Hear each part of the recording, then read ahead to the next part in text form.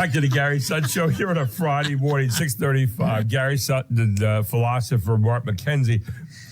We bring in Ted Czech this morning, who is the author of Saving the Beast, a recovery report reflects on America's broken media and how to fix it. He's also an information officer here in York County, and you get to see what is happening here. Most times you'll see Ted Czech before a microphone somewhere. But good morning, Ted. How you doing?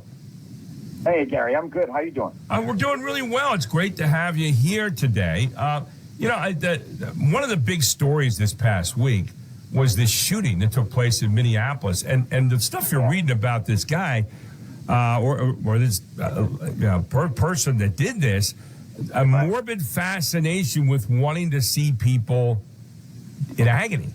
And, I mean, it's really... an interesting coverage this week. How did the press handle it this week, in your opinion, in reporting this particular story? Well, Gary, if I were to give him a grade, I would say probably a D-. Okay. Really, very disappointing. And borderline reprehensible, actually, in some of the actions. In what ways? Or non-actions, should we say? Just not good. In what ways? Talk a little bit about specifics there that led you to that. Yeah, so there is a guy named Aaron Katersky. He works for ABC News as a reporter. The word that comes to mind there is obfuscation. So he was talking about the shooter and how the shooter was fixated on various things and hated this, hated that. And he said that the shooter wrote Donald Trump. He wrote Donald Trump on his gun, but he failed to say that it actually said kill Donald Trump. Right. So it creates this idea that maybe the shooter was in support of Donald Trump. Yeah. Was a Donald Trump supporter. That I thought was terrible. Yeah, that was terrible. And I read the same thing in the other articles about kill Donald Trump, and there were a couple other, he identified with a couple other groups that were hate groups and stuff like that, which he wrote on other bullets and that type of thing, Yeah, so let's continue here. CNN had a couple of people on, I guess, some subject matter experts, let's say. And this is after Kash Patel, the FBI director, said that the FBI would investigate it as a hate crime against Catholics. These two people said it was John Miller and then Catherine Schweit, I believe it is. They both kind of said, well, we're not sure about the motive. Miller said, quote, there won't be a specific motive. That's a really odd statement to make. And then Schweit said, well, you'd have to push together some facts in order to get to a motive. And I'm not saying what Patel said. Obviously, he doesn't know for sure, but he's saying, hey, look, this is where we're going with this at this point in time. This is where the investigation is leading us. Right. Is that it could possibly be a hate crime, but they refuse to acknowledge that. Okay. Yeah. I mean, so where could they have corrected, or where could they have done a better job of reporting this incident? Because I'm reading a lot of different accounts, obviously, and the whole trans thing comes up in this. And again, we want to be very careful not to brand and tar and feather trans people for the actions of this one sick individual, Robin Westman. But he confessed that he was tired of being trans and wished he'd never been brainwashed. These were words from his manifesto that he left behind, or actually posted online, before he slaughtered 2 children and wounded 18 more at a Minneapolis church. He said, I only keep the long hair because it is pretty much my last shred of being trans. I'm tired of being trans. I wish I never brainwashed myself. This is his quote. He wrote, according to a translation by the Post. He said, I can't cut my hair now, as it would be embarrassing defeat, and I might be a concerning change of character that could get me reported, and it just always gets in my way. I will probably chop it on the day of the attack. So he was telling people he was going to make this attack. Later wrote that he regretted being trans, just wished he was a girl. I regret being trans. I wish I was a girl. I just know I cannot achieve that body with the technology we have today. I also can't afford that, he said.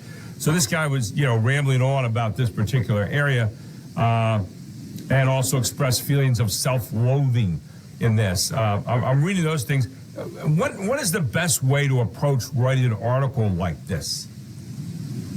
Well, Gary, I think you found that in the New York Post. Am I right? I did, and I'm looking here at the picture of killed Donald Trump. He has on the gun here, I guess, or the magazine, and then above that says "rip and tear." So he has these different things written on there. Yeah, I think. I mean, you tell me what your search revealed, but the New York Post, I found, is the only media outlet that has reported that he said he was, quote, "I'm tired of being trans and I wish I never brainwashed myself." No one else, no other media outlet has reported that. So let's start there. If you're going to be fair and balanced and objective, and you're going to practice true journalism, then you should report that. That is a very telling, very important thing to report. That right. Detail is very important. And I'm just looking at pictures. I'm looking at pictures here that says "Kill Donald Trump, rip and tear," and then on another piece of the guns, he has "I'm the Waker baby. Why so curious?" And then has some stuff written in like Russian Cyrillic, it's called. And then he has a picture of like a little bird down the. I mean, this guy obviously had some real problems, but it was pretty strange stuff. But yeah, the media is just leaving stuff out, like that whole thing, and the kill Donald Trump on the gun. They're just leaving stuff out. That's not true journalism. When you whether you mean to do it, whether it's premeditated, you plan on leaving it out, or whether you do it just because of shoddy reporting, that's not true journalism. Right. It's just not. Right. And so to me, what I like to see is everything that they found that you can make some sense out of, and then have some people put some context to that. And again, I don't know how many reporters did this. We're talking about 2 here, but the idea of a self-fulfilling prophecy. In other words, here's what I'd like to come out of this story. Here's how I can use it on the political narrative. And if that's on someone's mind, I don't know if it is, then that's what we want to have happen here. From our standpoint as consumers, I would like to see all the information they found about this. I think that's maybe the lament, that when we know a reporter is really good, it's a reporter that's not afraid to follow the story where it leads, whether it leads to where they'd like it to lead or not. Again, you have to put that aside as an objective reporter, would you not? Right. Yeah. They're few and far between these days, unfortunately. I thought maybe we had turned a corner on it, and we were kind of looking toward the future. Now, I'll tell you one thing that I read this week that is kind of on the positive side, is that CBS. Well, CBS was recently, or actually, I guess if you go higher, Paramount. CBS's parent company was acquired by Skydance, and they just settled with Donald Trump because they messed with the interview with Kamala Harris. Right. They apparently are looking for an ombudsman for CBS News.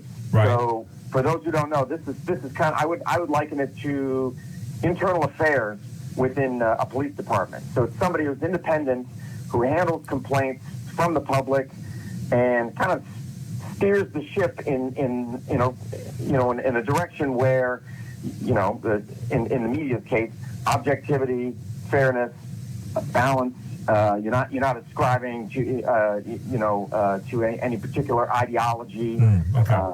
You're not obfuscating things. So that's what an ombudsman would do for a media company. They're looking for one. Yeah. So I think that's a good thing. There's another story in the press this week, and today, in fact, the Atlanta Journal-Constitution is quitting their print paper cold turkey like today. Wow. The publication says the time is right to pour all its resources into its online news operation and get its journalism, quote, in front of the most people, unquote. We know that paper journalism has been, going down low these last few years.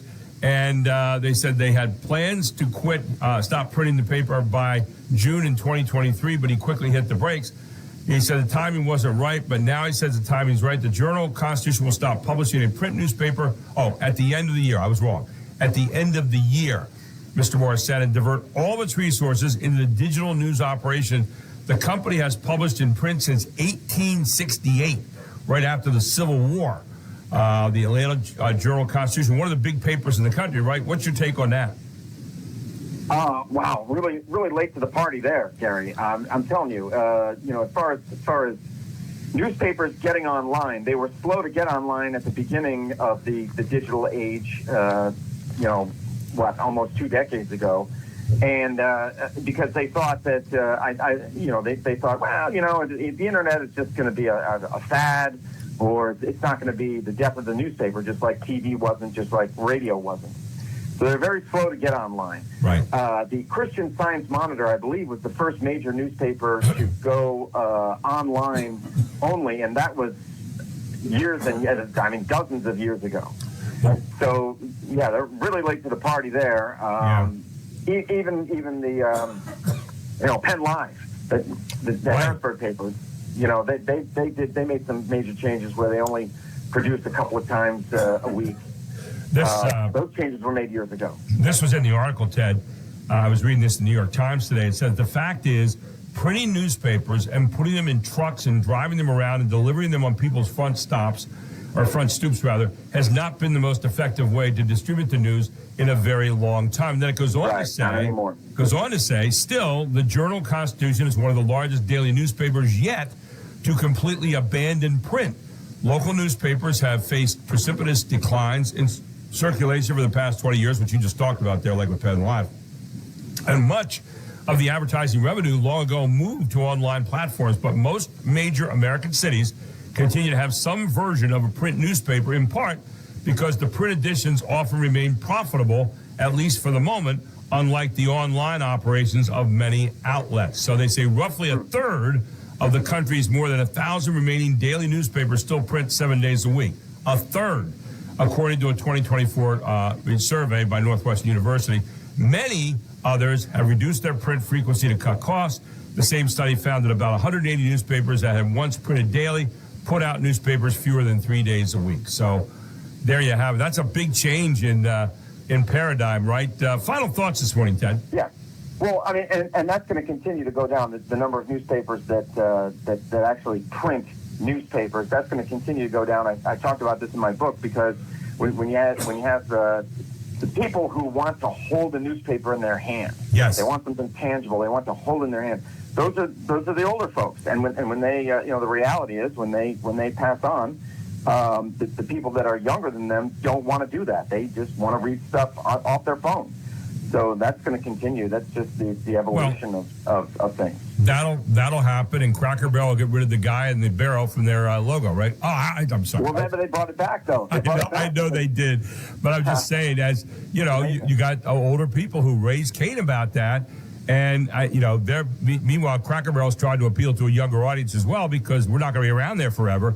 So they were caught between a rock and a hard place this week. That's a whole other great story. But anyway, author of Saving the Beast, Ted Czech here this morning. Saving the Beast, a recovery report reflects on America's broken media and how to fix it. And you can find that at Amazon. Check it out. Ted Czech, CZECH. Ted, always great having you on a Friday morning. Thank you so much, my friend. Thank you, Gary. Have a great week now. Take care. Appreciate you too. You too. Bye-bye. Yeah, bye. Ted Czech, right